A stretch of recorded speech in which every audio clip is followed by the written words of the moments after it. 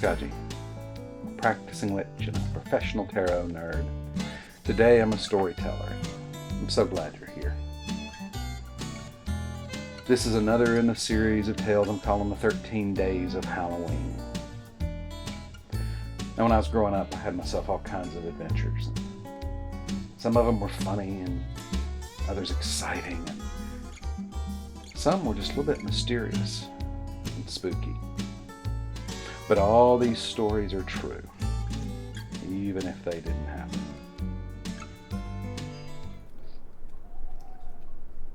It was late September when I went out there to investigate old Chandler Mill Bridge. I always heard stories that bridge was haunted, that there was a ghost that kind of kept watch on that bridge for some reason.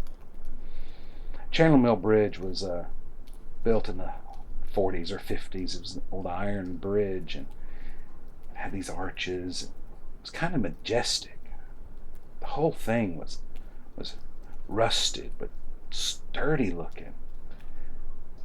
I never worried about that bridge collapsing as I drove over it. It was all local traffic coming and going. And folks would say late at night you could hear moans around that bridge. And that if anybody ever painted graffiti on it, it'd be gone the next day.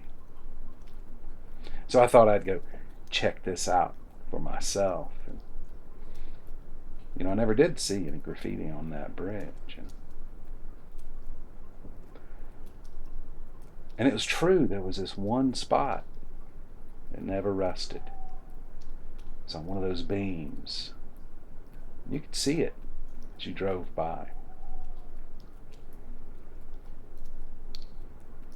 Now, further on back, there were a couple of mills on that creek, upstream from where the bridge was. On one side was an old grist mill, and on the other side was an old sawmill. Now, they were built there because folks could use the water to turn the machinery in those mills. I got to see what one would look like at a historical park once. They're really kind of neat. They would build these channels and direct water off the creek, and it would called sluices. The water would run up those sluices and to this big wheel, and the water would flow over this wheel, and it would turn it. And that turning motion was transmitted via shafts, gears, and belts sometimes. And in an old grist mill, it would turn these big stones. They'd pour the grain in the top, and out would come either flour or meal or whatever it was they were grinding, and grind grain up in there. And a sawmill would work in a similar way. That energy from that falling water on the wheel would turn their machineries, and move their saws. These two mills operated for a long time.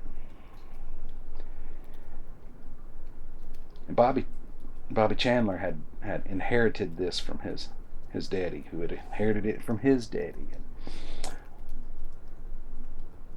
But by the time 40s or 50s, when they decided to replace the old wooden bridge that had been built there with this new iron bridge, the mills mostly operated, small scale for locals. There were more advanced and technological mills elsewhere for making lumber or grinding flour or cornmeal. I guess they would have called that artisan at that point.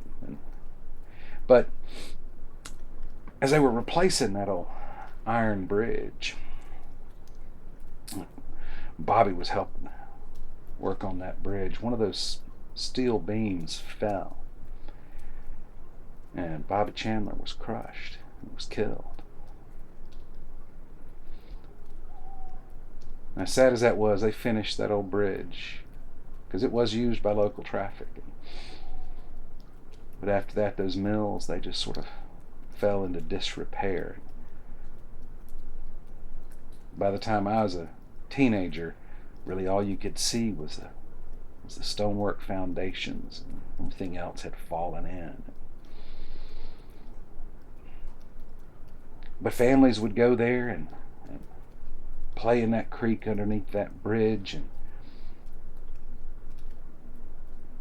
I went there one night. I was going to camp upstream from that bridge a little bit.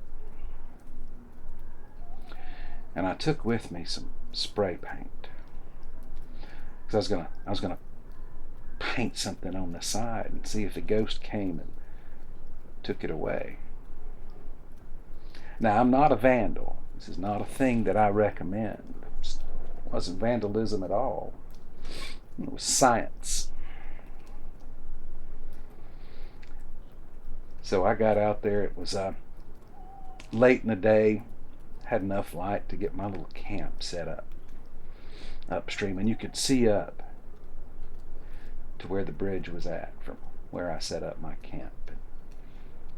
And I looked around, made sure nobody was coming, and I went up on that bridge and I leaned around the side so I could paint on that beam and see it from my campsite.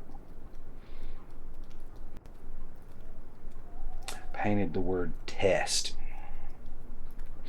on the side of that bridge in bright red spray paint.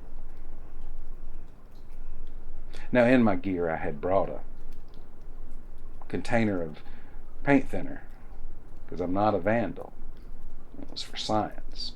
But in case that ghost didn't take care of it, I wanted to clean up after myself. I didn't want to get in trouble.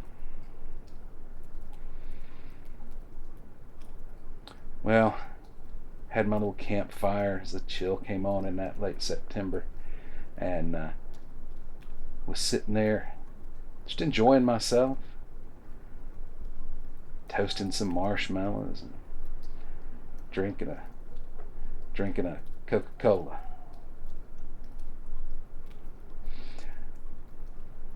And as time went on, I thought I heard sounds up around the bridge. They grew louder, and it was a moaning sound, as somebody was in pain.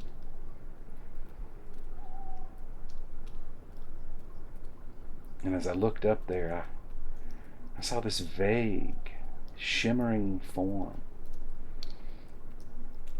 sort of glowing, this dim light, moving on that bridge. And I grabbed my trusty flashlight and I shone it up there. Maybe it was somebody messing with me.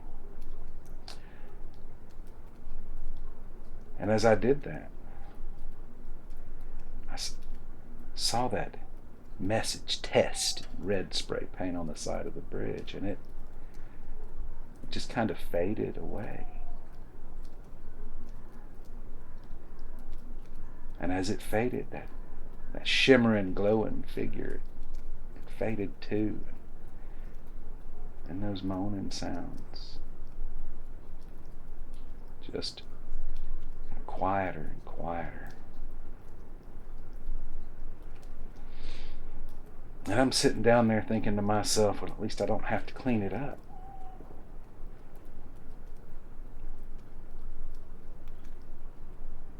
But I didn't break camp. I didn't feel like I had any need to. It seemed to me that old Bobby Chandler was taking care of that bridge that he gave his life to help build. That old bridge is still there. Still just as sturdy, rusted looking as it ever was. I kind of wonder if the ghost of old Bobby Chandler isn't helping keep that bridge from falling into disrepair. Well, I want to thank you for spending some of your time with me today. I hope you enjoyed this little story about Chandler Mill Bridge. If you did, please like, subscribe, share, comment, My name's Skaji. Safe journey.